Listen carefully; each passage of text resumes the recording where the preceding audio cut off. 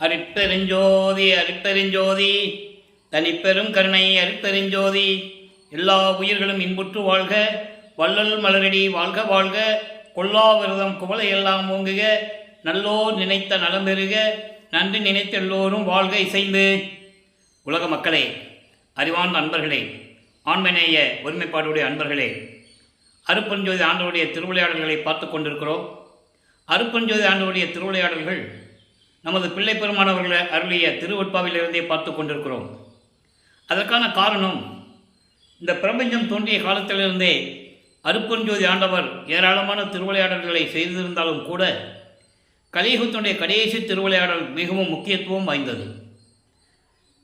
ஏற்கனவே ஏற்பட்ட 4 யுகங்களிலுமே, கிரேத யுகம், திரேத யுகம், துவார யுகம், கலியுகம், இந்த 4 யுகங்களிலுமே தோன்றிய சமயங்கள், மதங்கள், மார்க்கங்கள் போன்றவையெல்லாம் அதன் நெறிமுறைகளை பின்பற்றி கொண்டு அந்தந்த சமய தலைவர்கள், மார்க்கங்களின் தலைவர்களை எல்லாம் உருவகப்படுத்தி அதற்கேற்றபடி ஆலயங்களை அமைத்து மக்களை வழிபட செய்து விட்டார்கள்.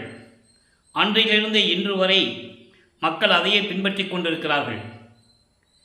கலியுகம் 1900 ஆண்டுகளிலே முடிந்தவுடனே அதன் பிறகு ஏற்பட்ட இந்த சதுர்யுகம், இப்போ நம்ம சதுர்யுகம் இதில் இருக்கிறோம், ஒளியுகத்தில் இருக்கிறோம். அப்போ இந்த சதுர்யுகத்தில் வாழ்ந்து கொண்டிருக்கிற மக்களுக்கு ஒரு மார்க்கம் வேண்டும் என்பதற்காகவும், அந்த ஆன்மீக மார்க்கம் சமரசமாக இருக்க வேண்டும், உலக மக்கள் எல்லாம் அந்த சுத்த சன்மார்க்கத்தில் இணைந்து இறைவனுடைய அருளை பெற்று இன்புற்று வாழ வேண்டும் என்பதற்காகத்தான் தனது அருளால் பெற்றெடுத்த ஒரு ஆண்மகனை செல்வப்பிள்ளை என்று பெயரிட்டு வளர்த்து கொண்டிருக்கிறார் அருட்பெருஞ்சோதி ஆண்டவர். தன்னுடைய மகனை ஒரு தாயின் வழியாக வருவிக்க செய்வதற்கு காரணமும் உண்டு. இறைவன் நினைத்திருந்தால் தன்னுடைய அருளால் மகனை ஒரு அந்தரத்தில் இருந்தோ, கடலில் இருந்தோ, இல்லை ஒரு மரத்துக்கடியிலிருந்தோ கொண்டு வந்திருக்க முடியும். ஆனால் இந்த சமயங்களும் மதங்களும் மார்க்கங்களும் முடிவடைந்து விட்டன என்று மக்களுக்கு அறிவிக்க வேண்டும், மக்களுக்கு தெரியப்படுத்த வேண்டும். அப்போது தனது மகன் இந்த உலகிலே இருக்க வேண்டும். பிரம்மன், திருமால், ருத்திரன், மகேஸ்வரனுடைய ஆயுள் காலங்களாம் முடிந்தவுடனே சதாசிவன் தான் 5 தொழில்களை செய்து கொண்டிருக்கிறார். சதாசிவன் தொழில் ஆயுள் காலம் முடியும் போது, அந்த அருள் நிலை முடிவதற்கு 51 ஆண்டுகள் பாக்கி இருக்கும்போது தான் தனது மகனை இந்த பூலோகிற்கு வருவிக்க செய்தார் அருட்பெருஞ்சோதி ஆண்டவர். இதனுடைய உண்மையான விளக்கங்களையும் எப்படியெல்லாம் திருவிளையாடல் நடந்தது என்பதையும் திருவருட்பாவிலிருந்தே பார்த்து கொண்டிருக்கிறோம். ஒரு தாயின் கருவறையிலே தனது தந்தை பிண்ட வடிவத்திலே உருவாக்கிய போது அந்த கருவறை இருட்டாக இருக்கிறது என்று நினைக்கும் போது தனது மகனுக்கு எப்படி ஒளி காட்டினார் என்பதையும், இருட்டாருக்குன்னு சொல்கிறார், அப்போ வெளிச்சம் கட்டுறார் தன் மகனுக்கு. இது எல்லாம் ஒரு தாயின் கருவறையிலே நடக்குது. நமது பிள்ளை பெருமானவர்களை வருவிக்க விட்ட இடம் சிதம்பரம் அருகிலே மருதூர் என்ற ஒரு கிராமத்திலே ராமையா பிள்ளை சின்னையம்மையார் அவர்களுக்கு உலகியலுடைய வழக்கத்தின்படி மகனாக வருவிக்க உற்றார். நல்லா கவனிக்கணும், வருவிக்க உற்றவர். அதற்கு முன்னாலேயே ஏற்கனவே அவங்களுக்கு 4 குழந்தைகள் உண்டு, 2 ஆண் குழந்தைகள், பெண் குழந்தைகள் உண்டு. ஆனால் இவர் வருவிக்க உற்றவர். வருவிக்க உற்றவர் என்பதை ஏற்கனவே அந்த விளக்கமெல்லாம் நான் கொடுத்துருக்கேன். இறைவனால் வருவிக்க உற்றவன் அப்படி என்றால் அவருக்கு பிறப்பு இறப்பு இல்லை. ஒவ்வொரு யுகத்திலையும் அவர் இருந்தவர். ஒரு காரணத்திற்காக அந்த காரணங்கள் நிறைவேறணும், அந்த காரியங்கள் நிறைவேறணுங்கிறதுக்காகத்தான் தனது மகனை ஒரு தாயின் வழியாக வருவிக்க செய்தார். கருவறையிலே பிண்ட வடிவத்திலே இருக்கும்போது தந்தையே எனக்கு பசிக்கிறதே என்று சொல்லும்போது அவருக்கு அருளமுதம் ஊட்டியதையும், அருட்பெருஞ்சாண்டவர் போய் அங்கே அருளமுதம் ஊட்டுறாரு. கருவில் போய் தெளிவான பாடல்கள் எல்லாம் உண்டு, விளக்கமான பாடல்கள் எல்லாம் உண்டு. இதை மறுப்பதற்கோ மாற்று கருத்து சொல்லுவதற்கோ எந்த விதமான வழியும் கிடையாது. எல்லா விளக்கங்களும் திருவருட்பாவில் உண்டு, யாரும் மறுக்கவும் முடியாது. அப்போ இந்த நிலையில் இருக்கும்போது 10 மாதம் ஒரு தாயின் கருவறையிலிருந்து வெளியே வருகிறார். இந்த மண்ணை தொட்டவுடனே பிரம்மன், திருமால் போன்ற வானவர்களும் அவரை வரவேற்கிறார்கள். எங்களையெல்லாம் ஆளப்போகும் அருட்கடலே என்று சொல்லி வாழ்த்துகிறார்கள். அந்த பாடலுடைய விளக்கங்களை எல்லாம் நாம் பார்த்து விட்டோம். அதன் பிறகு 5 மாத குழந்தையாக இருக்கும்போது நமது குழந்தை இறைவனை சிதம்பரத்துக்கு அழைத்து செல்கிறார்கள். அங்கே தன் மகனுக்கு சிதம்பர ரகசியத்தை காட்டுகிறார் அருட்பெருஞ்சோதி ஆண்டவர். இவர் தெய்வ குழந்தைன்னு உங்களுக்கு தெரியாது. எல்லாரும் ஒரு திருவிழாவுக்கு போகிறாங்க, இவரை எடுத்துகிட்டு போகிறாங்க. அங்கே எல்லாரும் நடராஜனை வழிபட்டுக்கிட்டு இருக்காங்க, கும்பிட்டுக்கிட்டு இருக்காங்க. ஆனால் இவருக்கு மட்டும், தன் மகனுக்கு மட்டும், அது நடராஜன் என்பவன் சமய தலைவன், சமயங்களையும் மதங்களையும் மார்க்கங்களையும் சார்ந்தவன். மகனே, நீ பார், என்னை பார் என்று சொல்லி வெளியாக காட்டுகிறார் தன் மகனுக்கு. அதை தான் பாடலிலே தில்லை ஜலச்சடையை திரை தூக்க தரிசித்த போது வெய்வகை மேல் காட்டாதே எந்தனக்கே வெளியாய் காட்டிய மெய்வுறவாம் மெய்ப்பொருளை என்று கூறுவார். உண்மையான தந்தை எனக்கு இயற்கை உண்மையின் விளக்க கடவுள் அருப்பெருஞ்சோதி ஆண்டவர் தான் என்று கூறுவார். இப்போ இந்த நிலையில் இருக்கும்போது ராமையா பிள்ளை அவர்கள் காலமான உடனே குழந்தைகளெல்லாம் அழைத்து கொண்டு சின்னம்மையார் அவர்கள் பொன்னேரி அருகில் இருக்கின்ற சின்னக்காவனம் என்ற ஒரு கிராமத்திற்கு செல்கிறார்கள். அங்கே சில காரணங்களால் அவர்களால் இருக்க முடியவில்லை. சென்னைக்கு குடியேறுகிறார்கள். சென்னையிலே வீராசாமி முதலியார் தெரு, அப்போ ஏழுகிணறு பகுதி, ஏழுகிணறுன்னு சொல்லுவாங்க அந்த பகுதிக்கு, ஏழுகிணறு பகுதியிலே வீராசாமி முதலியார் தெருவிலே குடியேறுகிறார்கள். நமது குழந்தை இறைவன் வளர்ந்து கொண்டிருக்கிறார். இதற்கு இடையிலே நிறைய செய்திகளும் உண்டு.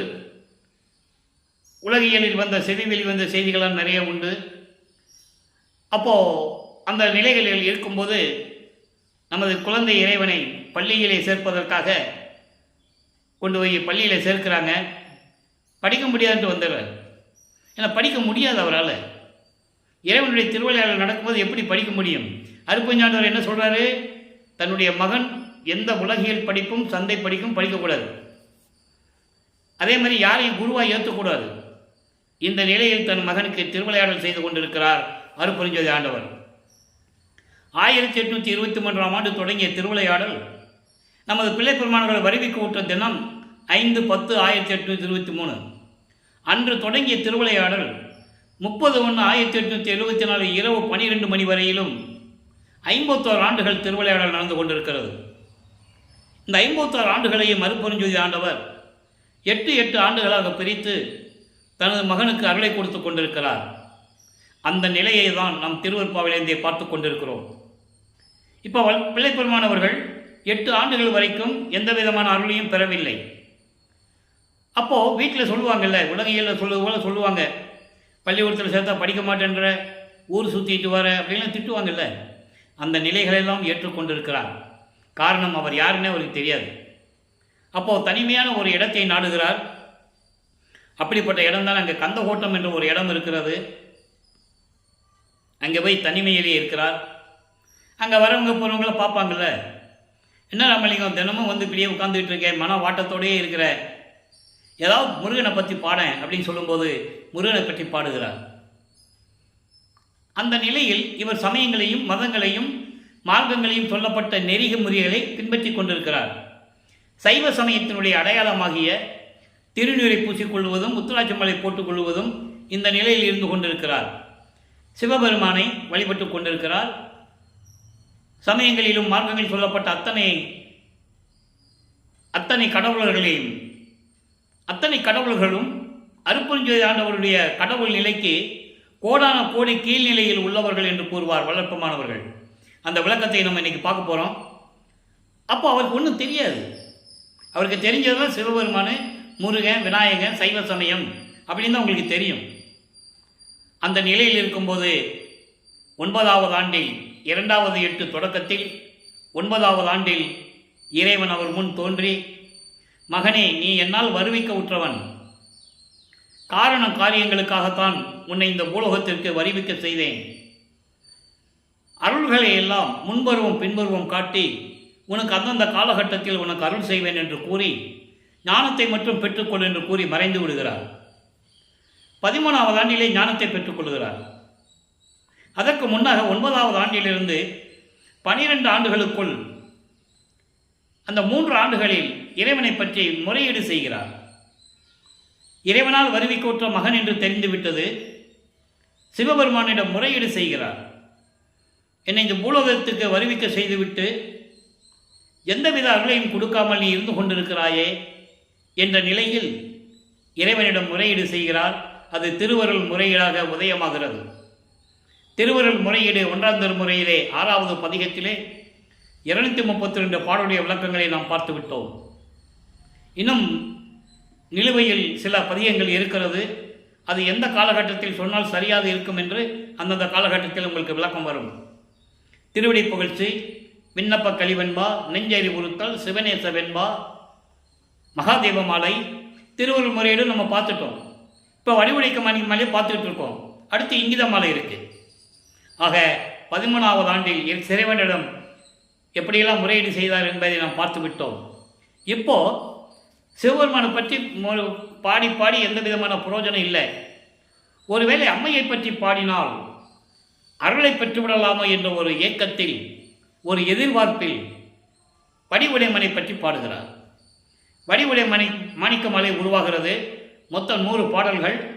இதுவரையிலும் 53 பாடலுடைய விளக்கங்களை பார்த்திருக்கிறோம். இன்று 54வது பாடல். ஒவ்வொரு பாடலிலும் வடிவுடைமனை பற்றி பாடும்போது, நீ என் தந்தையின் பக்கத்தில் இருக்கிறாய், நான் உன்னுடைய கணவனால் வருவிக்க விட்டவன் என்ற நிலை உனக்கு தெரியும், இருந்தாலும் நீயும் மௌனமாக இருக்கிறாய், நீயாவது எனக்கு விரைவில் வந்து அருளை கொடுப்பாயாக என்று சொல்லி பாடுகிறார், வேண்டுகிறார், முறையீடு செய்கிறார். இப்போ அந்த பாடலை பார்க்க போகிறோம். 54வது பாடல். அயில் ஏந்தும் பிள்ளை நல் தாயே, தெரிவுற்றிய ஐயர் மலர் கையிலேந்தும் அரும் பெருள் முத்தே, இசையில் கனிந்த குரல் குயிலே, குயின் மென் குழல் படியே, மலைக்கோன் பயந்த மயிலே, மதிமுகமானே வடிவுடை மாணிக்கமே. இது பாடல். இந்த பாடல் என்ன சொல்கிறேன்னா, ஏற்கனவே புராணங்களில் கூறப்பட்ட கதைகள்லாம் உங்களுக்கு தெரியும். அதை தான் சொல்கிறார். முருகனை பெற்றெடுத்த நல்ல தாயே, அயில் ஏந்தும் என்றால் வேலேந்திய முருகனை பெற்ற நல்ல தாயே, திருவொற்றியூர் கடவுளாகிய எனது தந்தையின் மலர் கையை பிடித்து கொண்டு இருக்கின்ற அருள் பெருள் முத்தே, முத்து போன்ற என் அம்மையே சொல்லிட்டு சொல்கிறாரே, இசையில் கனிந்த குரல் குயிலே, இனிமையாக பேசக்கூடிய என் அம்மை, குயில் போன்று இசையில் சிறந்தது குயிலுடைய இசை, குயிலுடைய இசை போன்று இனிமையாக பேசக்கூடிய என் அம்மையே, அழகான கூந்தல் உடைய என் தாயே, திருவொற்றியூரில் இருக்கின்ற என் தந்தையின் பக்கத்தில் அமர்ந்திருக்கின்ற எனது தெய்வமே, மலையரசனாகிய பெண்ணே, மலையரசன் பெற்றெடுத்த பெண்ணே, அதான் பயந்த என்று சொல்லுகிறார். மலைக்கோன்னா மலையரசன், மலையரசன் பெற்றெடுத்த மயிலே, என் அம்மையே, வடிவுடை மாணிக்கமே, நானும் உன் பிள்ளைதானே, எனக்கு விரைவில் வந்து அருள வேண்டும், விரைவில் வந்து எனக்கு அருள்வாயாக வடிவுடை மாணிக்கமே என்று முறையீடு செய்கிறார். இப்போ தந்தையிடம் முறையிட்டாச்சு, தாயிடம் முறையிட்டாச்சு, எந்த விதமான பதிலும் இல்லை. அவர் மனம் ஏங்குகிறது. அப்போ அவர் மனம் திருவொற்றியூருக்கு போக சொல்லுகிறது. திருவொற்றியூருக்கு போக சொல்லுகிறது என்பதை விட அருப்புஞாண்டவர் அவர் உள்ளத்தை தூண்டி விடுகிறார். மனமே, என் மகனை திருவொற்றியூருக்கு அழைத்து செல் என்று மனதை தூண்டி விடுகிறார். 13வது ஆண்டு முதலாக ஞானத்தை பெற்ற பிறகு ஏழுகணர் பகுதியிலிருந்து திருவொற்றியூர் தியாகராஜ பெருமான் கோயிலுக்கு நடந்தே செல்லுகிறார். நல்லா கவனிக்கணும், நடந்து தான் செல்லணும், நடந்து தான் போகணும். அவருக்கு பறக்கிற சக்தியோ அண்டங்களை விட்டு அண்டு போகிற சக்தியோ அப்போ கிடையாது. எல்லாமே மறைப்பு நிலையில் இருந்து கொண்டிருக்கிறது. அப்போ அவருக்கு சுத்த சன்மார்க்கம் தெரியாது, அருப்பெருஞ்சாண்டவர் யாருன்னு தெரியாது. சமயங்களும் மதங்களும் மார்க்கங்களும் சொல்லப்பட்ட நெறிமுறைகளை பின்பற்றி கொண்டிருக்கிறார்.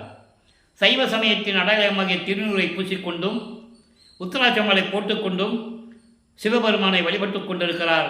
தியாகராஜ பெருமான் என்றும், நடராஜன் என்றும், சொக்கநாதன் என்றும், மாசிலாமணி என்றும் பல பெயர்களிலேயே சொல்லி வழிபட்டு கொண்டிருக்கிறார். இப்போ இந்த நிலையில் இருக்கும்போது 2ஆம் திருமுறை உருவாகிறது. இப்போ வல்லப்பமானவர்கள் 16 ஆண்டுகளுக்குள் இருக்கிறார். முதல் 8 ஆண்டுகளில் ஒன்றுமே இல்லை, வீணா போச்சு. 8 ஆண்டுகளும் வீணா போச்சு. இப்போ 2வது 8ல் இருக்கும்போது 2ஆம் திருமுறை உருவாகிறது. 1207 பாடல்கள், 113 பதிகங்கள். இதுவரை 26 பதிகங்களுடைய விளக்கங்களை பார்த்துவிட்டோம். அதனுடைய ஒரு சுருக்கம், 26 பதிகங்களிலும் தியாகராஜ பெருமானை பற்றி எப்படி பாடுகிறார் என்பதையும் அவர் மனம் எந்த நிலையில் இருக்கிறது என்பதையும், திருவொற்றியூரிலே எந்த விதமான பலனும் கிடைக்கவில்லையே, ஒருவேளை திருமுல்லை வாயிலுக்கு செல்லலாமோ என்று சொல்லி திருமுல்லை வாயிலுக்கு செல்லுகிறார். அங்கே இருக்கின்ற சிவபெருமானுடைய பெயர் மாசிலாமணி. மாசிலாமணி அத்தனை பாடல்களிலும் உருகி உருகி பாடியிருப்பார். எல்லாம் பார்த்து விட்டோம். நல்லா கவனிக்கணும். திருவருட்பா நமக்கு ஏன் கொடுத்தாருன்னா, இந்த பிரபஞ்சத்துக்கு திருவருட்பானுடைய நிலை தெரியணும். யாரும் இது வரைக்கும் சொல்லலை.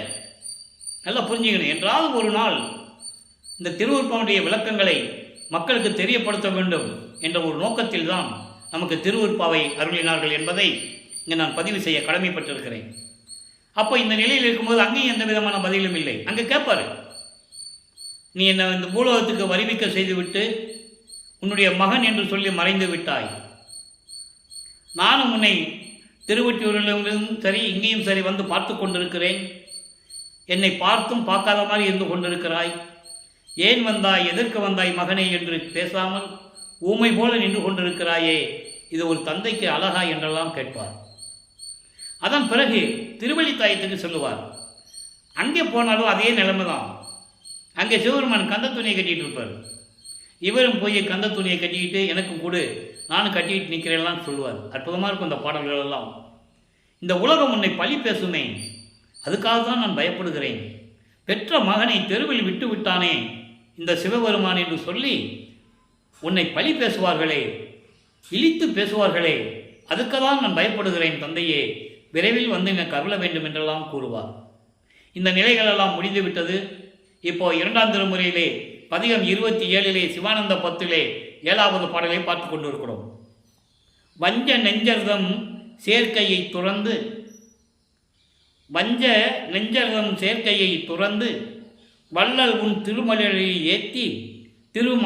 ஏத்தி பிஞ்சு நெஞ்சர்தம் அடித்துணைக்கு ஏவல் விரும்பி நிற்கும் அப்பெரும் பயன் பெறவே தஞ்சம் என்று அருள்.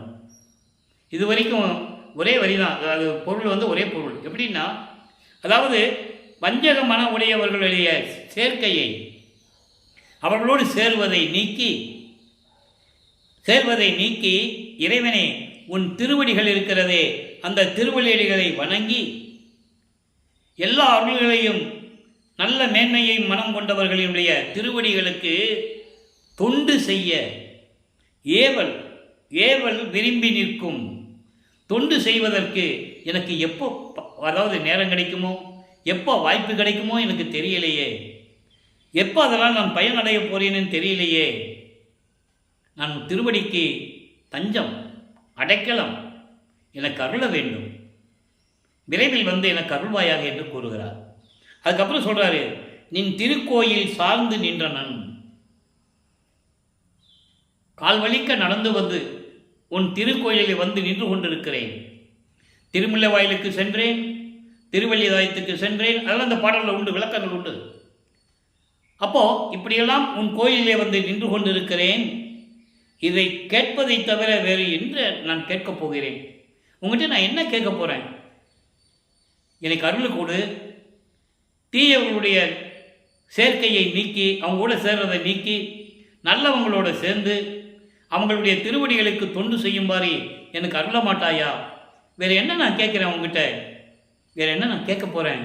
என் தந்தையே, விரைவில் வந்து எனக்கு அருள வேண்டும். நெஞ்சொல் ஓங்கிய ஒற்று எம்பெருமான், அதாவது மெய்மொழியாகிய சத்திய வழியில் விளங்கி கொண்டிருக்கின்ற என் தந்தையே, என் பெருமானே, தில்லையிலும் விளங்கி கொண்டிருக்கின்ற சொல்லும் தேனே, சிவானந்த தேனே, விரைவில் வந்து எனக்கு அருள வேண்டும் என்று சொல்லி முறையீடு செய்கிறார். ஆக வல்லப்பெருமான் அவர்கள் 16 ஆண்டுகள் வரைக்கும் எந்த விதமான அருளையும் பெற முடியாமல் சென்னையில் இருந்து நடந்து செல்ல வேண்டியது, திருமுல்லை வாயில் செல்ல வேண்டியது, திருவள்ளித்தாயத்துக்கு செல்ல வேண்டியது, மனம் உருகி உருகி பாட வேண்டியது, பகல் முழுவதும் அங்கே தான் இருக்க வேண்டியது. எல்லாரும் தூங்கின பிறகு தான் இங்கே வீட்டுக்கு வர வேண்டியது, நடந்து வர வேண்டியது. சில நேரங்களில் அங்கேயாவது ஒரு திண்ணையில் கூட படுத்துடுறது. இப்படியெல்லாம் அவர் காலங்கள் ஓடிக்கொண்டிருந்தது. இப்போ 3ஆம் எட்டில் அடியெடுத்து வைக்கிறார். 3/24. அப்போ 17வது ஆண்டிலிருந்து 24 ஆண்டுகளுக்குள், அந்த 8 ஆண்டுகளுக்குள் என்ன நடந்தது என்பதை 3ஆம் திருமுறையிலிருந்து நாம் எல்லா விளக்கங்களையும் பார்த்து விட்டோம். 19 பதிகங்கள், 235 பாடலுடைய விளக்கங்களை எல்லாம் பார்த்து விட்டோம். அதனுடைய ஒரு சுருக்கம். இப்போ காலங்கள் மாறுகிறது, காட்சிகளும் மாறுகிறது. இப்போ சிவபெருமான் வந்து காட்சி கொடுப்பார். இவர் அந்த தெருவில் நின்றுட்டு பார்ப்பார். இப்போ அவர் அங்கே மூலஸ்தானத்து காட்சி கொடுப்பார். இவர் சந்தோஷப்படுவார். சரி, இறைவன் காட்சி கொடுத்துட்டாரே, நமக்கு அருளை கொடுத்துருவாருன்னு சொல்லி சந்தோஷப்பட்டு இருக்கும்போது இறைவன் மறைந்து விடுகிறார்.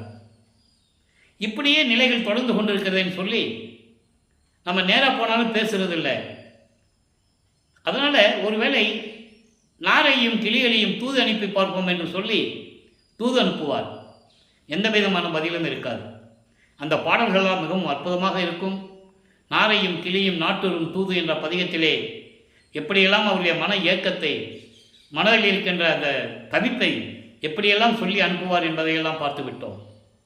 அதன் பிறகு திருவிழாத்திரம் பவனி வருவது, தேரில் பவனி கொண்டு வருவாங்க. அப்போ இவர் போய் பார்க்குறது, காட்சி கொடுக்கறது, மறைஞ்சு விடுறது.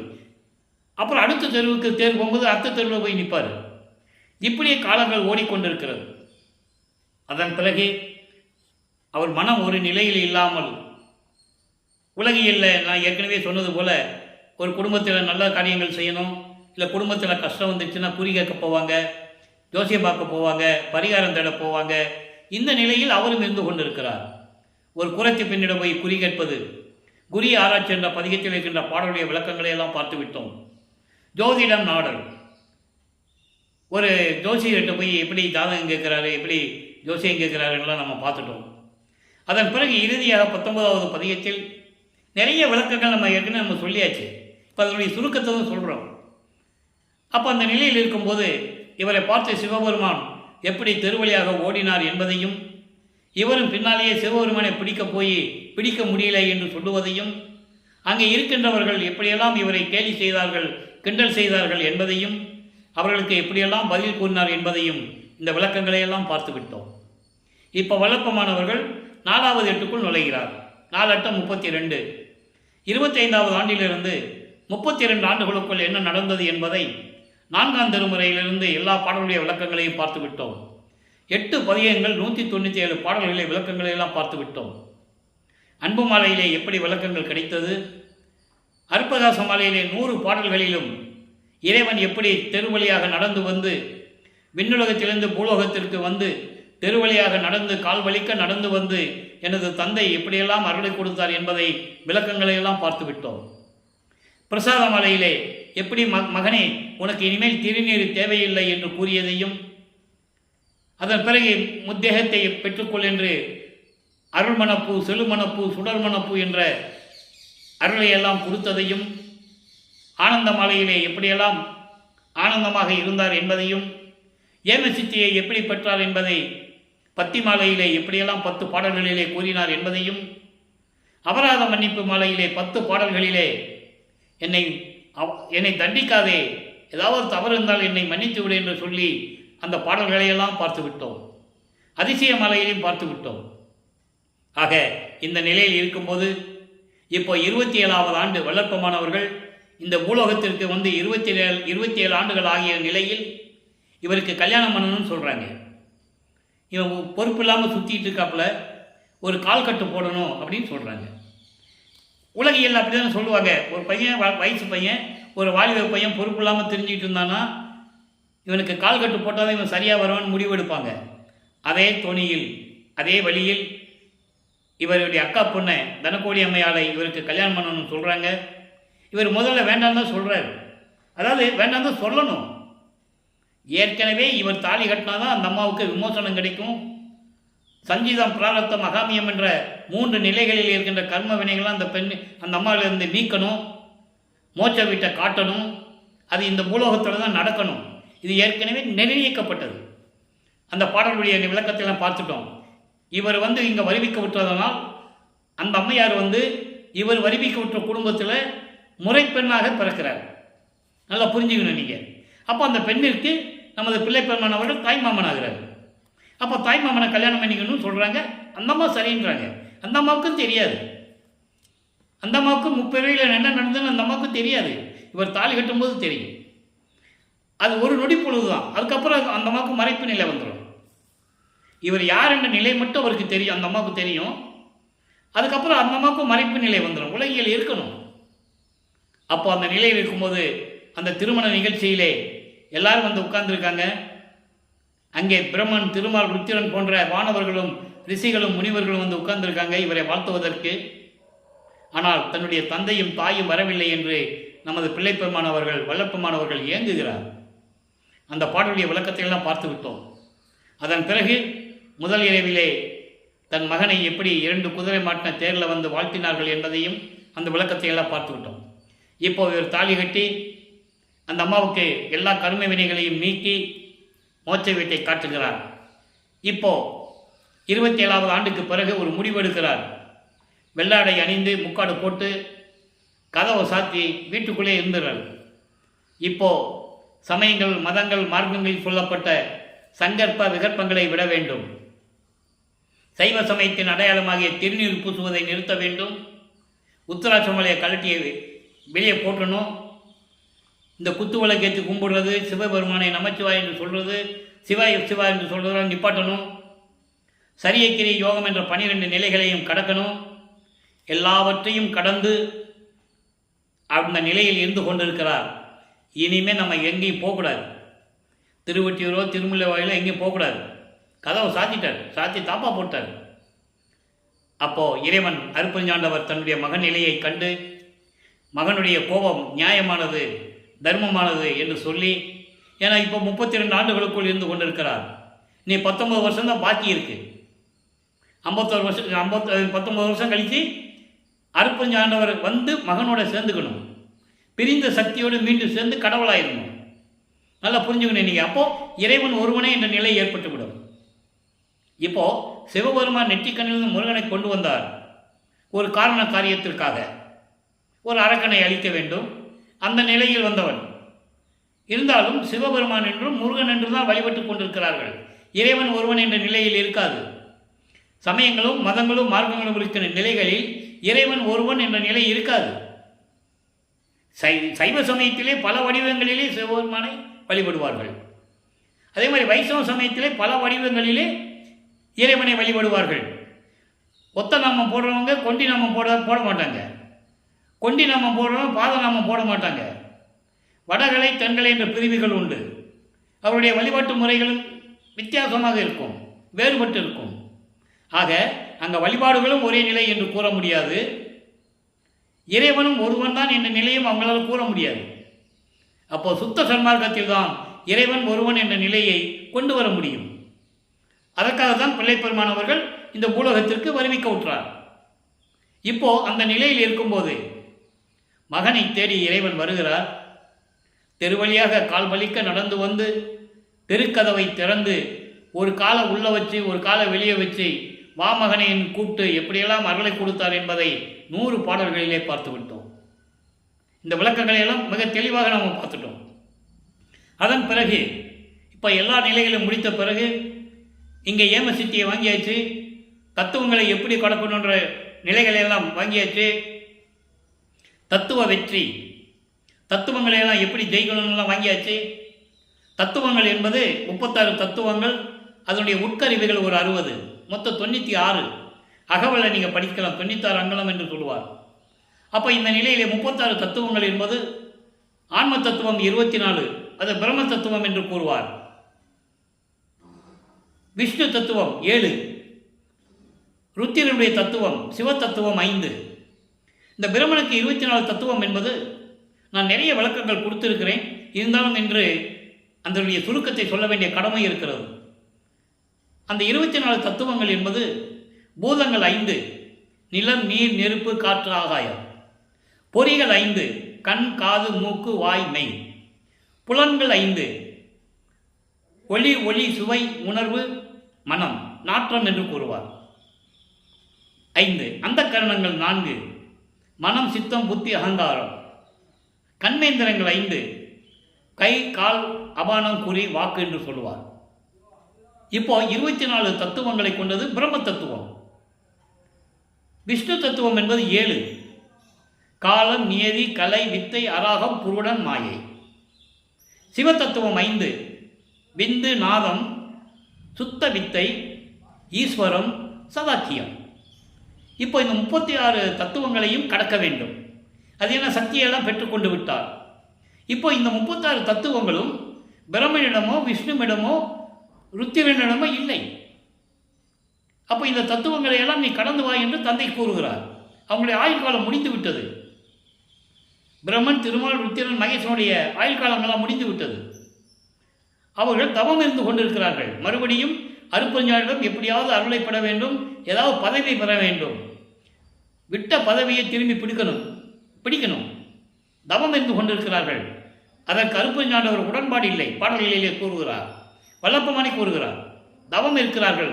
அப்படி தவம் இருந்துதான் இறைவனை சிறிய அருளவு ஒளியால் அருளை பெற்றுக்கொண்டு இந்த வையகத்துக்கும் வானகத்துக்கும் மனம் போனபடி தெரிந்தவர்கள் என்று கூறுகிறார். இதிலே அருகர் என்று சொல்வார். அருகர் என்றால் இறைவனால் அனுப்பப்பட்ட தூதுவர்கள். மகாவீரை முக்கியமாக குறிப்பிடுகிறார். புத்தன் என்று கூறுகிறார், புத்தர் என்று சொல்லுகிறார். ஆக இப்படியெல்லாம் ஒரு நிலைகள் இருக்கும்போது இந்த தத்துவங்களை எல்லாம் தன் கையில் வைத்துக்கொண்டு அருட்பெருஞ்சாண்டவர் தன் மகனுக்கு கொடுக்கிறார். அப்போ இந்த தத்துவங்களை கடந்து செல்ல வேண்டும். இதையெல்லாம் கடந்த பிறகு சரிய கிரிய யோகம் இந்த 12 நிலைகளையும் கடக்க வேண்டும். ஏற்கனவே நான் சொல்லியிருக்கேன், சரியை என்பது உருவ வழிபாடு. அந்தந்த சமயங்களை சேர்ந்தவர்கள், அந்தந்த மதங்களை சேர்ந்தவர்கள், அந்தந்த மார்க்கங்களை சேர்ந்தவர்கள் தங்களுடைய தலைவர்களை கர்த்தாவாக உருவகப்படுத்துவார்கள். அப்படி செய்து வழிபட்டது. இவர் சிவபெருமானை, சைவ சமயத்தின் தலைவனை கடவுள் என்று உருவகப்படுத்தி வழிபட்டு கொண்டிருந்தார். இப்போ அதை கடந்து விட்டார். கிரியை என்பது அந்த உருவங்களுக்கு வேள்வி வளர்த்து மந்திரங்களை சொல்லி வழிபடுவது. நமச்சிவாய, சிவாய நம, ஓம் சிவாய என்று சொல்லி வழிபடுவது. அது ஒவ்வொரு சமயத்துக்கும் மார்க்கத்துக்கும் தனித்தனியாக உண்டு. அதன் பிறகு யோக நிலையில் 4 நிலைகள், ஆக முன்னாங்க 12. இந்த 12 நிலைகளையும் தனித்தனியாக கடந்து சென்று கொண்டிருக்கிறார். இப்போ சுத்த சன்மார்க்கத்தை வாங்குவதற்காக 33வது ஆண்டில் தத்துவங்களை கடந்து, அண்டங்களை கடந்து, பரவெளி, பராபரவெளி, பரம்பரவெளி, பெருவெளி, பெருசுகவெளி போன்ற வெளிகளையெல்லாம் கடந்து அதன் பிறகு சுத்த சிவஞான வெளிக்கு சென்று கொண்டிருக்கிறார். அதுதான் கடவுள் நிலை அறிந்து அம்மையமாகுவர். ஏமசித்தியை பூலோகத்திலே பெற்றுக்கொண்டார். சாகாக்களையும் சுத்த சன்மார்க்கத்தையும் அங்கே போய் தான் வாங்கணும். நல்லா புரிஞ்சுக்கணும் நீங்கள். அதனாலே வல்லப்பமன் அவர்கள் பறந்து சென்று கொண்டிருக்கிறார். அண்டங்களை கடந்து நொடிப்பொழுதில் போய் சேர்ந்துருவார். எல்லாம் பார்க்குறாங்க, எல்லா உலகத்தில் இருக்கிறவங்களும் பார்க்குறாங்க. பாடல்கள் உண்டு, யாரும் மறுக்க முடியாது. அவ்வளோ விளக்கங்கள் உண்டு திருவருட்பாவிலே. அப்போ முதலாக சத்தியஞான சபைக்குள்ளே போகிறாரு. அங்கே ஒரே கூட்டமாக இருக்குது. தேவர்கள், பிரம்மன், திருமால்லாம் வெளியே தான் நிற்கிறாங்க, உள்ளே போக முடியாது. ஏனென்றால் புலையும் கொலையும் தவிர்த்தவர்கள் தான் சத்தியஞான சபைக்குள்ளே போக முடியும். அதனால்தான் உலக மக்களுக்காக இந்த பூலோகத்திலே அங்கே இருக்கிற சத்தியஞான சபை பிரகாரம் இங்கே வல்லப்பமானவர்கள் நமக்கு அருளியது. அந்த விளக்கத்தை நம்ம பின்னால் பார்க்க போகிறோம். அப்போது என்ன வெளியே கூட்டமாக நிற்கிறீங்கன்னு கேட்குறாரு. நீங்கள் போங்க சாமி, நீங்கள் போகலாம், உங்களுக்கு தான் தகுதி இருக்குன்னா சொல்லுவாங்க. அந்த பாடலுடைய விளக்கத்தையும் பார்த்து விட்டோம். அனுபவ மாலையிலே கூட நம்ம இப்போ சமீப காலமாக 2 நாளைக்கு முன்னால் படிக்கு கீழெல்லாம் நிற்கிறாங்கன்னு சொல்கிறத நம்ம எல்லாம் பார்த்துட்டோம். ஆக தந்தை மகனை வரவேற்று, மகனை புத்தாடை அணிந்து, புனித நீராடி புத்தாடை அணிந்து மங்கள கோலத்துடன் வருவாயாக, 2½ நாளிகையில் உனக்கு மணிமுடி சூட்ட வேண்டும் என்று கூற, வல்லப்பமானர்கள் தந்தையின் கட்டளையை ஏற்று அங்கே இருக்கையிலே அமர்கின்றார். அருட்பெருஞ்சோதி ஆண்டவர் தன் மகனுக்கு சுத்த சன்மார்க்கத்தை தாரை வார்த்து கொடுக்கிறார். மகனை, சுத்த சன்மார்க்கத்தை பெற்றுக்கொள். இனிமேல் இது உன் மார்க்கம், என் மார்க்கம் அல்ல, உன் மார்க்கம் என்று கூறும்போதுதான் அவர் சொல்லுவார், சுத்த சன்மார்க்கம் என் மார்க்கம் என்று கூறுவார். சாகா கல்வியை கற்றுக் கொடுக்கிறார் தன் மகனுக்கு. அதை பிரம்மன், திருமால், ருத்திரன் போன்றவர்களும், தேவர்களும், நாகாதிபனும், இந்திரனும் எல்லாருமே சேர்ந்து சத்தியஞான சபைக்கு படிக்கு கீழே தான் நிற்கணும். அதில் கூட கால் எடுத்து வைக்க முடியாது. கீழ்படியில் கூட கால் எடுத்து வைக்க முடியாது. சத்தியஞான சபையில் என்ன நடந்தாலும் வெளியே இருந்து தான் அவங்க பார்க்கணும். அதுக்கான காரணங்கள், விளக்கங்களை எல்லாம் நான் ஏற்கனவே கூறிவிட்டு, பாடலுடைய அந்த விளக்கங்களை எல்லாம் நம்ம பார்த்துட்டோம். இப்போ சுத்த சன்மார்க்கத்தை பெற்றுக்கொண்டு சாகா கல்வியை கற்றுக்கொண்டு நேராக பூலோகத்திற்கு திரும்பி வருகிறார் வல்லப்பமானவர்கள். நேராக வரும்போது சிதம்பரத்திலே எழுந்தருளுகிறார்கள். காரணம், அங்கே வரும்போதே பார்த்துட்டு வராரு. அங்கே பரசுராமனை இவர் வடிவிக்க விட்டதனால் ஏற்பட்ட அது ஒரு சொந்தம், அண்ணன் என்கின்ற ஒரு சொந்தம். அவரும் கருங்கோழியிலே இருக்கின்ற அந்த வீட்டு உரிமையாளர் வெங்கட ரெட்டியாரும் பேசி கொண்டிருக்கிறார்கள். அப்போ அந்த நேரத்தில் போய் டக்குன்னு அங்கே போய் நிற்கிறார். ஆனால் உலகிலே எல்லா செய்திகளும் சொல்லியிருப்பார்கள், நீங்களும் கேட்டிருப்பீங்க. சென்னையிலேருந்து அப்படியே நடந்து வந்தார், சிதம்பரத்துக்கு மாட்டு வண்டியில் வந்தாருன்னு சொல்லுவாங்க.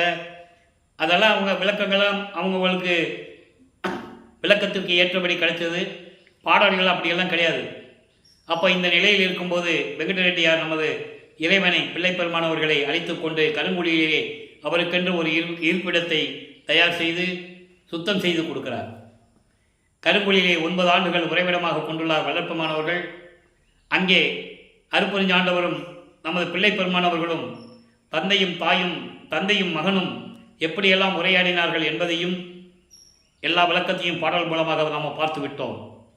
அதன் பிறகு தான் இருந்த அந்த இடத்திற்கு ஒரு பெயர் துலங்க வேண்டும் என்பதற்காக தண்ணீரால் விளக்கரித்த எல்லாம் என்ற பெயர் விளங்க வேண்டும் என்பதற்காக ஒரு திருவிளையாடல் அங்கே நடக்கிறது. அந்த அம்மா செம்பில் எண்ணெய் வைக்கிறேன்னு சொல்லி தண்ணி செம்பை வச்சுட்டு போனது. அதன் பிறகு அந்த அம்மா கேட்கும்போது, அப்படியே அம்மா எனக்கு தெரியாது, விளக்கு எரிஞ்சிக்கிட்டு இருந்தது, நான் தண்ணியை ஊற்றுனேன், விளக்கு எரிஞ்சிக்கிட்டு இருந்தது அப்படின்னு இவர் சொன்னதையும் நம்ம எல்லாம் கேள்விப்பட்டோம். ஏன்னா இவர் இறைவன், இவருக்கு தண்ணி ஊற்றணும் எண்ணெய் ஊற்றணும் அவசியம் இல்லை. அவர் சுற்றிய ஒளி உடம்பு, எல்லாருமையும் பெற்றவர். கருங்குழியில் இருக்கும்போது எல்லாருமையும் பெற்றுக்கொண்டவர். அதெல்லாம் நீங்கள் சிந்தித்து பார்க்கணும். இதெல்லாம் மக்கள்கிட்ட யாரும் சொல்லலை. அருப்பெருஞ்சோதியை தந்தையிடமிருந்து வாங்க வேண்டும், திருவருள் செங்கோலாட்சியை வாங்கணும், மணிமுடி சூட்டியாச்சு வாங்கணும், அருப்பெருஞ்சாண்டவர் மகனோட சேர்ந்து இறைவனாயிரணும், கடவுளாயிரணும். இது 3 தான் பாக்கி. எல்லாருலையும் பெற்றுக்கொண்டார். அப்போ அந்த நிலையில் இருக்கும்போது உலக மக்களுக்கு ஜீவகானிய ஒழுக்கம் என்றால் என்ன, கடவுள் வழிபாடு என்பது என்ன என்ற நிலையை உலக மக்களுக்கு உணர்த்த வேண்டும் என்பதற்காக ஒரு தர்மசாலையை நிறுவ வேண்டும் என்று தந்தையும் மகனும் முடிவு செய்கிறார்கள். அப்போது பார்வதி மக்களிடமிருந்து வல்லைப்பமானவர் பேச அவர்களும் சாமிக்கு கொடுத்துடலாம் அப்படின்னு சொல்லி மனமுவந்து மகிழ்ச்சியோடு கொடுக்கிறார்கள். அந்த இடத்திலே ஒரே நாளிலே தர்மசாலையை நிறுவி 23/5/1867 ஆண்டு தர்மசாலையை நிறுவி அன்றைய அணைய அடுப்பை மூட்டி உணவை சமைத்து பசியோடு வருகின்றவர்களுக்கு பசியை போக்கிக் கொண்டிருக்கிறார் நமது பிள்ளைப்பெருமானவர்கள். அங்கே ஜீவகானிய ஒழுக்கம் உருவாகிறது. பசி, பிணி, தாகம், இச்சை, எளிமை, பயம், கொலை 7 பிரிவுகளாக உண்டு. பசியும் கொலையும் பரஜீவகானியம், மீதியெல்லாம் அபரஜீவகானியம் என்பதை விளக்கங்களை எல்லாம் நாம் பின்னாளில் பார்க்க போகிறோம். இந்த நிலையில் இருக்கும்போது 1869 ஆண்டு ஒரு நிகழ்வு நடக்கிறது. நான் ஏற்கனவே கூறியது போல ஆறுமுக நாவலார் உயர்நீதிமன்றத்திலே, அதாவது கடலூர் மஞ்சக்குப்பம் என்ற இடத்தில் இருக்கின்ற நீதிமன்றத்திலே வழக்கு தொடர்கிறார். அந்த வழக்கினுடைய சாராம்சம், முத்துசாமி ஐயர் என்ற ஒரு வழக்கறிஞரை நியமித்து ஆறுமுக நாவலார் வழக்கை தொடுக்கிறார். கடலூரிலே ராமலிங்க பிள்ளை என்பவர் ஒருவர் எந்தவித கல்லூரியிலும் கல்வி கற்காமல், புலவர் பட்டம் பெறாமல், இலக்கண இலக்கிய பிழைகளோடு சமயங்களையும் மதங்களையும் மார்க்கங்களையும் ஜாதிகளையும் சாடிக்கொண்டு பாடல்களை இயற்றி கொண்டிருக்கிறார். அதற்கு திருவற்பா என்று பெயரிட்டு திருமுறைகள் என்று பெயரிட்டு கொண்டிருக்கிறார். திருவற்பாவை மறுப்பா என்று அறிவிக்க வேண்டும். இங்கே இருக்கிற மக்களை எல்லாம் புண்படுத்துகிறார். எங்கள் மனம் வேதனை அடைகிறது, சாதியையும் மதங்களையும் மார்க்கங்களையும் சாடிக்கொண்டிருக்கிறார் என்று சொல்லி வழக்கு தொடர்ந்து விட்டார். வழக்கு விசாரணைக்கு வருகிறது. வாதி தரப்பில் வழக்கறிஞர் முத்துசாமி ஐயர் ஆஜராகிறார். வாதியாகிய ஆறுமுக நாவலர் அவர்களும் அங்கே இருக்கிறார்கள். விவாதம் நடக்கிறது. நீதிபதி கேட்கிற கேள்விகளுக்கு பதில் சொல்லுகிறார்கள். அதன் பிறகு நீதிபதி கூறுகிறார், பிரதிவாதி எங்கே என்று கேட்கிறார். உடனே எங்கள் நீதிமன்ற ஊழியர் 3 தடவை பெயரை வைத்து கூப்பிடுகிறார். ராமலிங்க பிள்ளை, ராமலிங்க பிள்ளை, ராமலிங்க பிள்ளை என்று கூப்பிடும்போது அங்கே திடீரென்று எழுந்தருளுகிறார். திடீர்னு அங்கே எழுந்தருளுகிறார். இதை யாரும் எதிர்பார்க்கல. எல்லாருமே சந்தோஷமாக இருக்கிறாங்க. ராமலிங்கம் வரல, விசாரணைக்கு வரல, நம்ம பக்கம் தீர்ப்பு வந்துடும் அப்படின்னு சொல்லிட்டு இருக்கிறாங்க. அவரை ஒரு சாதாரண மனிதனாக தான் நினைத்து கொண்டிருந்தார்கள். நீங்கள் அதை புரிஞ்சுக்கணும். நீங்கள் அப்போது நீதிபதி கேட்கிறார், நீங்கள் தான் ராமலிங்க பிள்ளையான்னு கேட்கும்போது நீதிபதி பார்க்கிறார், இவர் காட்சி கொடுக்கிறார். இந்த சூட்சமமான விளக்கங்கள்லாம் இறைவன் கொடுத்த விளக்கம். பாடல்களிலே ஒரு சில இடங்களில் அந்த வரிகள் உண்டு. நீதிபதி காட்சி கொடுத்தாதான் நீதிபதி எந்திரிச்சு நிற்கணும். நீதிபதி எந்திரிச்சு நிற்கிறார். நீதிபதி எந்திரிச்சு நிற்கிறத பார்த்து தான் அங்கே இருக்கிறவங்க எல்லாம் எந்திரிச்சு நிற்கிறாங்க. இது மரபு, நீதிமன்றத்துடைய ஒரு மரபு. ஆக அவர் உணர்ந்து கொள்கிறார். புராணங்களில் எத்தனையோ கதைகளை சொன்னார்கள். நீதிமன்றத்திலே சிவபெருமான சாட்சி சொன்னதாகவும், காஞ்சி காமாட்சி சாட்சி சொன்னதாகவும், சமயபுரம் மாரியம்மாள் சாட்சி சொன்னதாகவும், இப்படி எத்தனையோ நிகழ்வுகளை புராணங்களிலே கூறியிருக்கிறார்கள். ஆனால் திருவருட்பாவிலே நடந்த நிகழ்வுகளை பொதுவாக கூறினார்களே தவிர பாடலில் இருக்கின்ற சூட்சமமான விளக்கங்களை உலக மக்களுக்கு யாருக்கும் தெரிவிக்கவில்லை. காரணம், விளக்கங்கள் எழுதியவர்களும் பிள்ளைப்பருவானவர்கள் உடன் இருந்தவர்களும் எல்லாமே சமயங்களையும் மதங்களையும் மார்க்கங்களையும் சார்ந்தவர்கள், ஜாதிகள் மீது ஜாதி பற்று உள்ளவர்கள். வேலாயுத முதலியார் என்று அவர் கையொப்பமிடுவார், கந்தசாமி பிள்ளை என்று கையொப்பமிடுவார், ஐயர் என்று கையொப்பமிடுவார்கள். நல்லா கவனிச்சுக்கணும். நீங்க இது உண்மை, யாரும் மறுக்க முடியாது. இறைவனிடம் பக்கத்திலே இருந்துவிட்டு அவர் சுத்த சன்மார்க்கத்தை பற்றி சொல்லிட்டு இருக்காரு. ஜாதியும் மதமும் சமயம் இருக்கக்கூடாது அப்படின்னு சொல்றாரு. அப்படி இருந்தும் கூட அதன் மீது பட்டு கொண்டிருந்தார்கள், திருநீர் பூசி கொண்டிருந்தார்கள், உத்திராட்ச மலையை போட்டுக் கொண்டிருந்தார்கள். எல்லாம் இருந்தது. இவர் சொல்ல முடியாது. இறைவன் இதெல்லாம் விட்டுட்டு தான் எங்கிட்ட இருக்கணும்னு சொல்ல முடியாது. காலத்தின் கட்டாயம் அது. ஏன்னால் அது அவர்களுடைய சுதந்திரம்.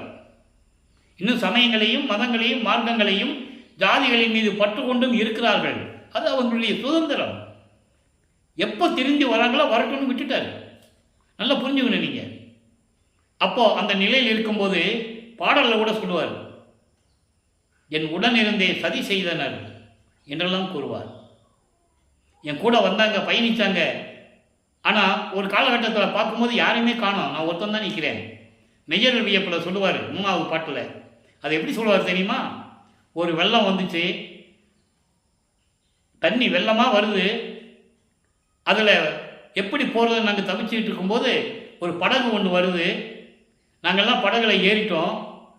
ஆனால் பாதி வழியில் பார்த்தா நான் ஒருத்தன் தான் போய் கரை சேர்றேன், மீதியெல்லாம் காணோம், விட்டுட்டு போயிட்டாங்க.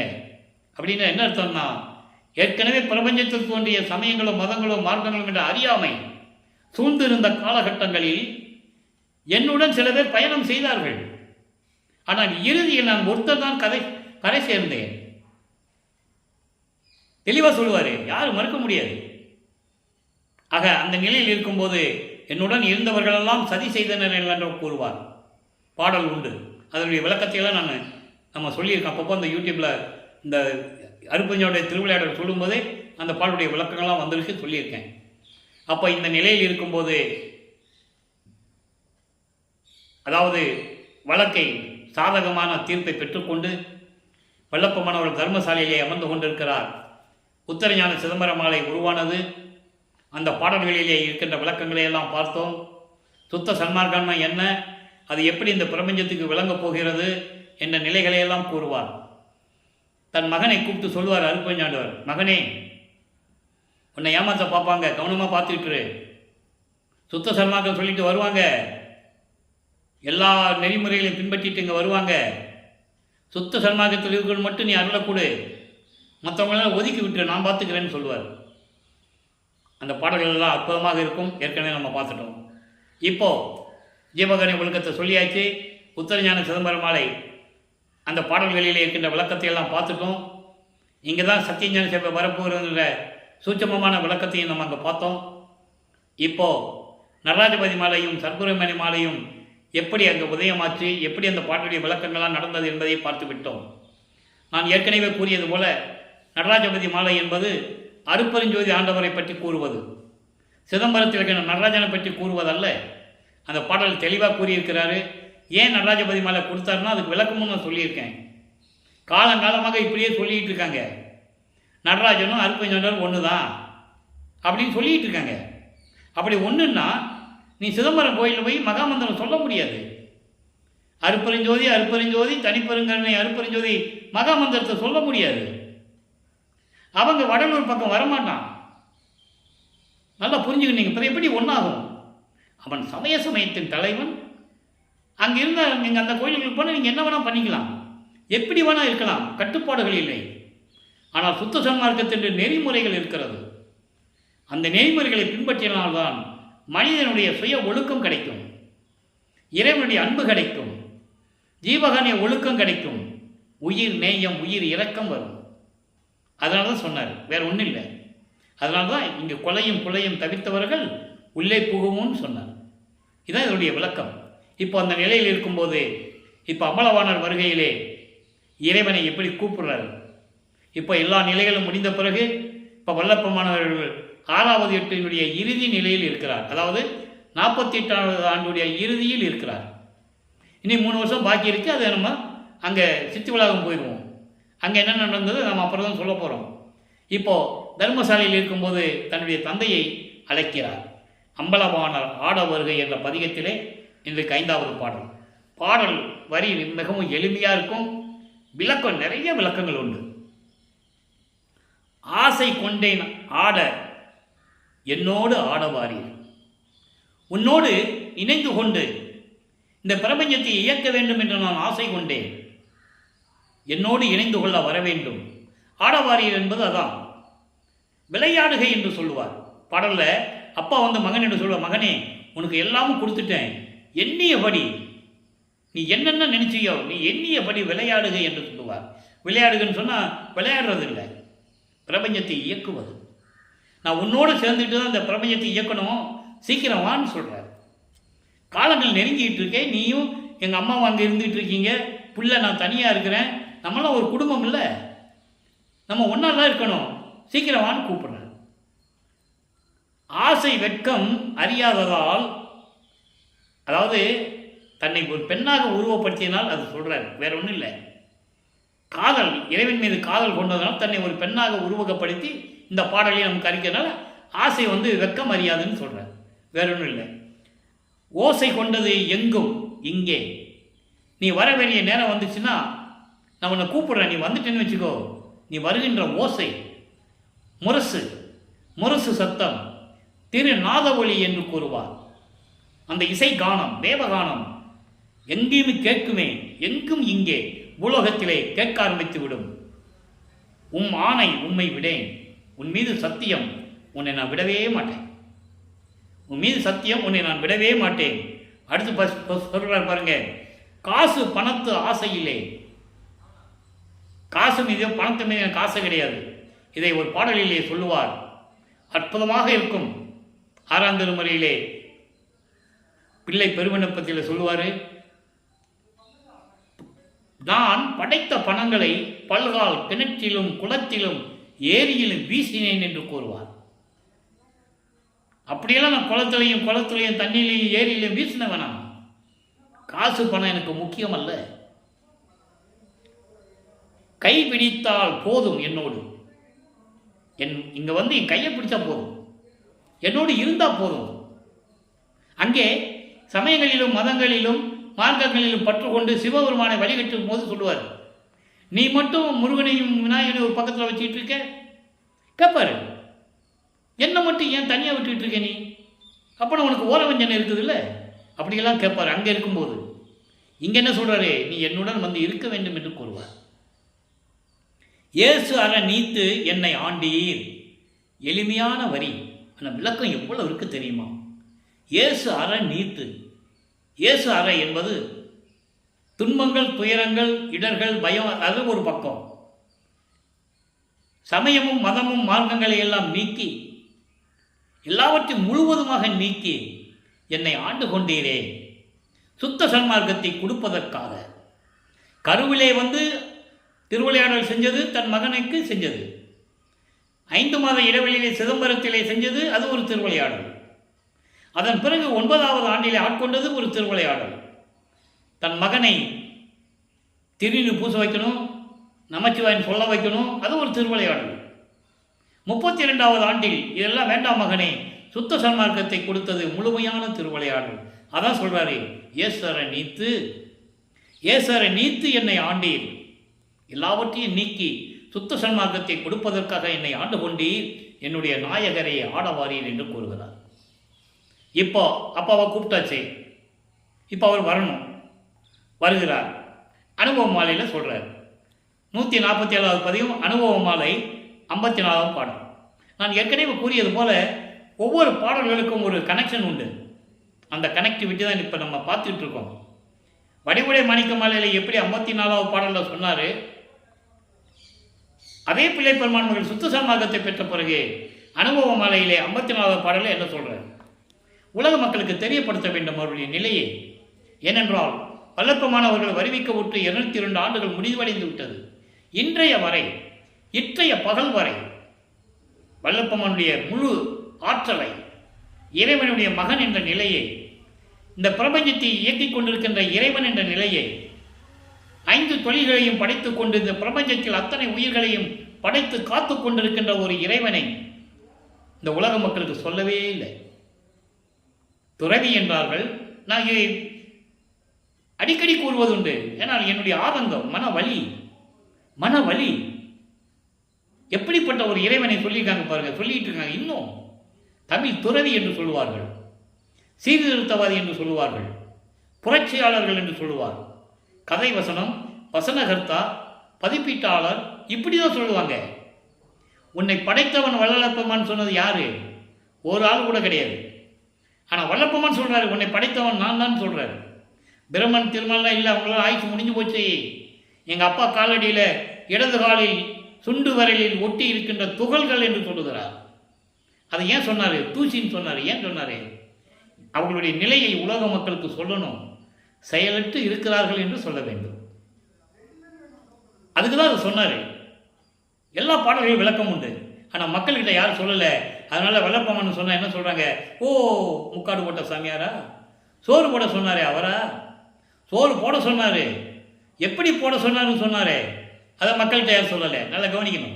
அதை நம்ம ஜீவகணி ஒழுக்கம் வரும்போது நான் சொல்லுவேன், எப்படி சோறு போட சொன்னார், பசிக்கும் பிணிக்கும் என்ன தொடர்பு, பசிக்கும் பிணிக்கும் இச்சைக்கும் என்ன தொடர்பு, எல்லா தொடர்புகளும் உண்டு. சோறு மட்டும் போட்ட ஜீவகாரணியம் கிடையாது. அந்த விளக்கத்தை நம்ம பின்னால் தருவோம். அப்போ நீங்கள் முழுமையாக தெரிஞ்சுக்கலாம். அப்போ இந்த நிலையில் இருக்கும்போது அனுபவ மாலையிலே என்ன சொல்கிறாருன்னு இப்போ பார்க்க போகிறோம். நான் ஏற்கனவே சொல்லியிருக்கேன், தன்னை மனைவியாகவும் இறைவனை கணவனாகவும் தன்னை தலைவியாகவும் அருப்பெருஞ்சோண்டவரை தலைவனாகவும் வர்ணனை செய்து உள்ளத்தை தோழியாக வர்ணனை செய்து தோழியிடம் சொல்லுவது போல உலக மக்களுக்கு சொல்கிறார். நல்லா புரிஞ்சுக்கணும். அதான் கான்செப்ட். ஈற்று அறியேன் இருந்து இருந்து இங்கு. என்ன வரி தெரியுமா? ஈற்று அறியேன் இருந்து இருந்து இங்கு. அதாவது தமிழ் இலக்கணம் இலக்கிய படித்தவர்கள் அறிஞர்கள் இருக்கிறாங்க, பிஹெச்டி பண்ணவங்க இருக்கிறாங்க, எல்லாம் இருக்கிறாங்க. இதுக்கு என்ன பதில் சொல்ல முடியும் அவங்களால? ஈற்று அறியேன் இருந்து இருந்து இங்கு. வரிக்கு வேணா நூல் விளக்க வேணாம் சொல்லலாம். ஆனால் இறைவன் கொடுத்த விளக்கம்னு ஒன்று இருக்குல்ல. இறைவன் தயவாலயம் கருணையாலை பெற்றுக்கொண்டுதான் இந்த விளக்கத்தை உங்களுக்கு நான் விளக்கி கொண்டிருக்கிறேன். ஈற்று அறியேன் இருந்து இருந்து இங்கு. எனக்கு எதை பற்றியுமே தெரியாதே. ஒரு தாயின் கருவையில் கொண்டு உட்கார வச்ச, வெளியே வா மகன்னு சொன்னேன், வந்தேன். அப்புறம் 8 வருஷம் வரைக்கும் ஒன்றும் ஆகலை. அப்போ பூலோகத்தில் இருக்கிறேன். இருந்து 9வது ஆண்டிலிருந்து 16 ஆண்டுகளுக்குள்ள இருந்து என்னத்தை கண்டேன். அப்புறம் 17வது ஆண்டிலிருந்து 24 ஆண்டுகளுக்குள்ள இருந்து என்னத்தை கண்டேன்.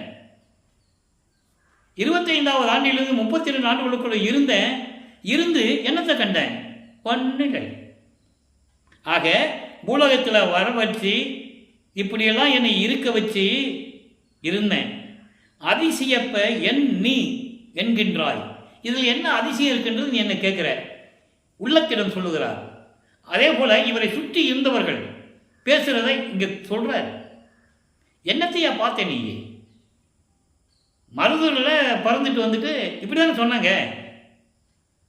வருவிக்க விட்டாலும் யாரும் சொல்றதில்லை, பிறந்தாருன்னு தான் சொல்லுவாங்க. வேலாயுதம் அவர்களிலிருந்து கந்தசாமி அவர்களிலிருந்து எல்லாமே பிறந்தவங்க, இல்லைன்னா அவதரித்தார் இருந்தாங்க. துறவின்னு சொல்லிடுவாங்க கடைசியில், கடவுள்னு சொல்ல மாட்டாங்க. அப்போ அந்த காலத்துலேருந்தே நடக்கல அது. ஆனால் உள்ளே கேட்குது அவரை. அப்போ அங்கே சுற்றி இருக்கவங்க கேட்பாங்கல்ல, ராமலிங்கம் என்ன நீ சும்மா சொல்லிட்டு இருக்க, இருந்து என்னத்தை கண்ட, நீ இருந்து என்னத்தை சுகத்தை கண்ட, இதில் என்ன அதிசயம் இருக்கிறது என்று நீங்கள் கேட்கிறீர்கள். உள்ளத்தில் சொல்கிறார், நீ கேட்குற, நான் சொல்கிறேன் எது அதிசயம்னு நான் சொல்கிறேன்னு பதில் சொல்கிறார். அப்போது கேட்கின்ற மக்களுக்கு பதில் சொல்லுகிறார். கேட்டிருப்பாங்கல்ல, என்னையா அங்கேயும் போகிற, ஏற்கனவே சொன்னவங்க தான். அவர் எங்கேயோ போயிருப்பார்ப்பா ராமலிங்கம், கல்யாணம் பண்ணிவிட்டு பொண்டாட்டியை தெருவில் அங்கே சென்னையில் விட்டுட்டு வந்துட்டாரு, குடும்பம் நடத்த முடியாமல். எங்கே போனார், எங்கே இருக்காரு யாருக்கு தெரியும், இப்படி சொன்னாங்கல்ல. இதில் என்ன அதிசயம் வேண்டி கிடக்கு சொன்னாங்கல்ல. அதுக்கு பதில் சொல்கிறேன். என்ன பதில் சொல்கிற பாருங்க. நீ என்னை விட்டு ஏகுதோறும் நான் தான் காற்றறியா தீபம் போல் இருந்திடும் அத்தருணம். மனமே, நீ என்னை விட்டு அடிக்கடி நீ தாப்பி வெளியே போயிடுற இல்லை. அப்போ என்ன சொல்கிறாரு, மக்களே நீங்களாம் என் கூட இருக்கிறவங்க என்னை விட்டு விலகி போகிறீங்கள, அப்போ நான் எங்கே போனேன் சொல்கிறாரா பாருங்க. அப்போ நான் எங்கே போனேன்னு உனக்கு தெரியும். என்ன சொல்கிறாரு, காற்றறியா தீபம் போல். ஒரு தீபத்தை ஏற்றி வச்சோம்னா காற்றடிச்சா அசையும் இல்லையா, காற்றடித்தாலும் அசையாமல் இருக்கிறது ஜோதி. அப்படிப்பட்ட ஜீவம் போல் இருந்திடும் அத்தருணம் கண்ட பரிசு என் புகழுவேன். நீங்க எல்லாம் கேட்குறீங்க, என்ன இது என்னப்பா அதிசயம் இருக்குன்னு கேட்குறீங்க. காற்றடிக்கும் தீபம் போல், அசையா தீபம் போல். காற்று அடித்தாலும் தீபம் அசையாமல் இருக்குமே, அதான் அருப்பெருஞ்சோதி. அந்த அருப்பெருஞ்சோதியை பார்க்கும்போது அந்த நேரத்தில் நான் எப்படி இருந்தேன் தெரியுமா, எப்படி சொல்ல முடியும். கண்ட பரிசு என் புகழுவேன். நான் பார்த்ததை நான் எப்படி சொல்வேன், கண்கொள்ளா காட்சி. அப்படியெல்லாம் நான் இருந்தேன் என்ன சொல்லுவேன். அடுத்து சொல்றார் பாருங்க, அண்ட பகிரண்டம் தோற்று அறியா பெருஞ்சோதி. அண்டங்களும் பகிரண்டங்களும் பார்க்க முடியாத காட்சி, யாரும் பார்க்க முடியாத காட்சி. அப்படிப்பட்ட அருப்பெருஞ்சோதியை நான் கண்டேன். நீ எங்க போன, நீ என்ன கேட்கிற உலக மக்கள்கிட்ட சொல்றாரு. யாரும் பார்க்க முடியாத காட்சியை நான் பார்த்தேன். அருப்பெருஞ்சோதி மலை பரநாதத்தை தோன்றியது. மலை பரநாதம் என்பது பரநாதத்துக்கு மேலே எதையோ நிலைகள் இருக்குது. விந்து, நாதம், பரவிந்து, பரநாதம், திக்கிராந்தம், சம்மௌனம், சுத்தம், அதீதம், இப்படி நிறைய நிலைகள் இருக்கிறது. ஆக இந்த நிலைகளுக்கு மேலே தோன்றியது, இந்த நிலைகளுக்கு மேலே தோன்றியது என்னது, அருப்பெருஞ்சோதி. அதை நான் பார்க்க போனேன். அடிக்கடி நீ எங்கே போனேன்னு கேட்குறீங்கல்ல, நான் அங்கே தான் போனேன்னு பாட்டில் சொல்கிறாரு. ஆனால் இதே மக்கள்கிட்ட சொல்லாமல் என்ன சொன்னாங்கன்னா, அவர் எங்கேயோ போயிட்டாருப்பா, ஆளே இல்லைப்பா. கூட இருந்த வேலாயுதம் அவர்கள் கூறுகிறார், நான் போய் பார்த்தேன். ரூம்குள்ளே போகும்போது அங்கே ஒரு பாய் விரிச்சிருந்தது, பாயில் போய் படுத்துக்கிட்டேன். பாயில் போய் படுத்துக்கிட்டாரு. அப்புறம் ஒரு வருஷம் கழிச்சு நான் போய் பார்க்குறேன், அவரையும் காணும், பாயை காணும். எங்கேன்னு கேட்டா அவர் அங்கே இல்லை, ஐரோப்பா நாட்டுக்கும் ரஷ்யா நாட்டுக்கும் வேலை செய்ய போயிட்டாரு சொல்கிறாரு.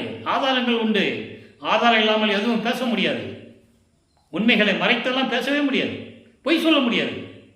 ஆக கூட இருந்த முதல் மாணாக்கர் என்று சொல்லப்பட்ட வேலாயுதம் அவர்கள் சொல்லும்போது மக்கள் நம்புவாங்கல்ல. அவர் கூடயே இருந்தவருப்பா, அவருக்கு தெரியாதா? அவர் என்ன சொல்கிறாரு, நான் பார்த்தேன், பாய் விரிச்சிருந்தது, பாயில் போய் படுத்துக்கிட்டாரு. அதுக்கப்புறம் ஒரு வருஷம் கழிச்சு பார்த்தா பாயும் இல்லை, அவரும் இல்லை.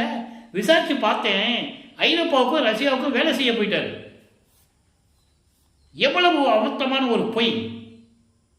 இதை கல்வெட்டில் போட்டு வச்சிருக்காங்க. நீங்கள் சித்தி வளாகத்துக்கு போனால் பார்க்கலாம். பொய் இல்லை, மனம் வேதனையாகிறது, ரத்த கண்ணீர் வடிக்கிறது, மனம் அழுகிறது. எப்படிப்பட்ட ஒரு இறைவனை எப்படி சொல்லியிருக்காங்கன்னு நீங்கள் பார்க்கணும். நான் எப்பவும் சொல்கிறேன், நான் நிறைய பதிவுகளில் சொல்லியிருக்கேன், வெளிநாடுகளையும் பேசியிருக்கேன். யார் மனதையும் புண்படுத்துவதற்காக அல்ல, உண்மையை மறைத்து விட்டார்கள் என்ற ஆதங்கம், அதை மக்களுக்கு சொல்லி தான் ஆகணும். அன்னைக்கு வேலாயுதம் அவர்கள் இப்படி சொல்லாமல் இருந்திருந்தாருன்னா இன்னைக்கு அவரை இறைவன் நினைச்சிருப்பாங்க.